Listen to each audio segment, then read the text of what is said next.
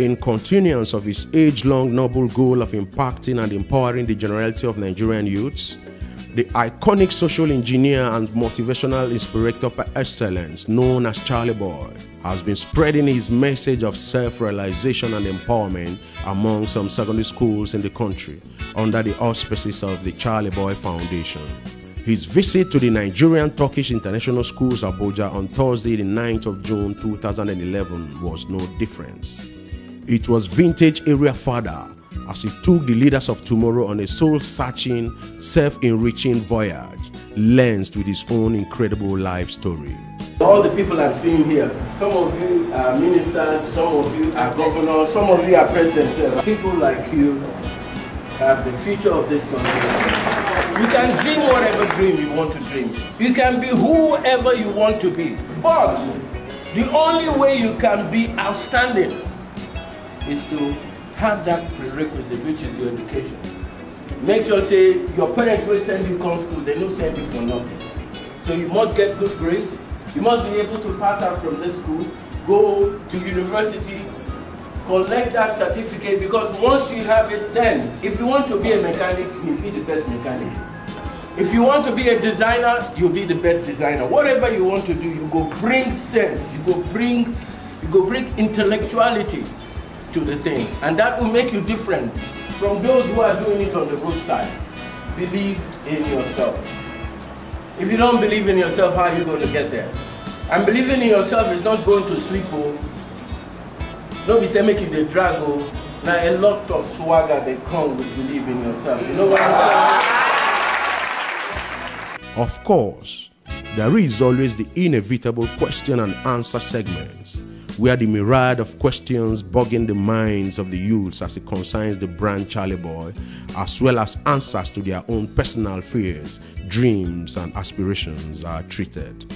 Ever since I wanted to get a tattoo, but I understand that you're a celebrity and everything, which is very respectable in your opinion in the business, but people advise me against getting such things like tattoos, but I want to get it.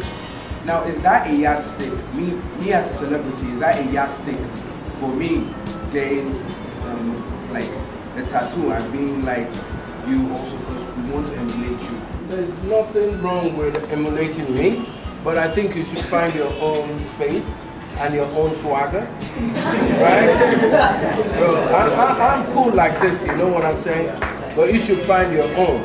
If there are one or two things from me that you want to take away, but you know, my advice would be, why don't we get through with the school stuff? Okay, because if you want to get a tattoo now, maybe your parents don't like a tattoo. Right now you're answerable to somebody, okay? But by the time you finish and you have your certificate, you can now do what you want to do. Let's say you and your parents want you have a totally different mindset from that of your parents. Very good question. Are you encouraging us to go against them? I wouldn't say go against your parents. That's really not exactly what I'm trying to say, but this is a tricky question. Very, very tricky. I think the first thing is to try to convince your parents that this is really what I love to do. Because if it's education, you have it. So, because at the end of the day, it's you and you alone, not you and your parents. So you try to convince your parents. When you can't convince them, well, maybe you do like Charlyboy did. You go ahead and do your stuff. But there are consequences of branching out and being on your own. That means you've got your dependency on your parents. That means you need to struggle hard so you can make a success out of that thing that you set out to do, so your parents will not be disappointed. Knowing your father, one would think that you should belong to these other conventional professions. That you decided to, completely cut away from the expectations of your parents. What would like to find out? How did you stumble into this kind of lifestyle? How did my parents feel when I decided to do this? That's what I'm trying to say. Nothing succeeds as success. They told me when I wanted to start this thing that it wasn't going to succeed. I said, damn no, I'm going to succeed.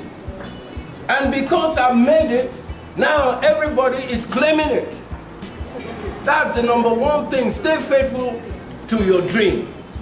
As long as you put hard work into it and you approach it with tenacity and you're focused about what you want to do, you can never fail. Me, I no get failure, no the my dictionary at all. I find it difficult to really get a word that will express my feeling and the feeling of the students, the feeling of the school. I will feel quite honored and grateful for having you around, and then I'm certain that we've really learned a lot from what you heard. And before you came, we had a different impression and understanding of you as a person. But now I think we have a better understanding, and the love you have for school and education is quite commendable. And I think with that, our students will be better students after this message they've gotten from you. Once more, thank you very much.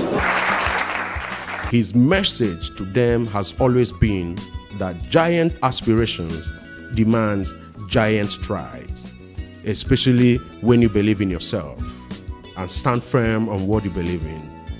Then, he says, no one can kill your dreams. The social engineering continues. Watch out.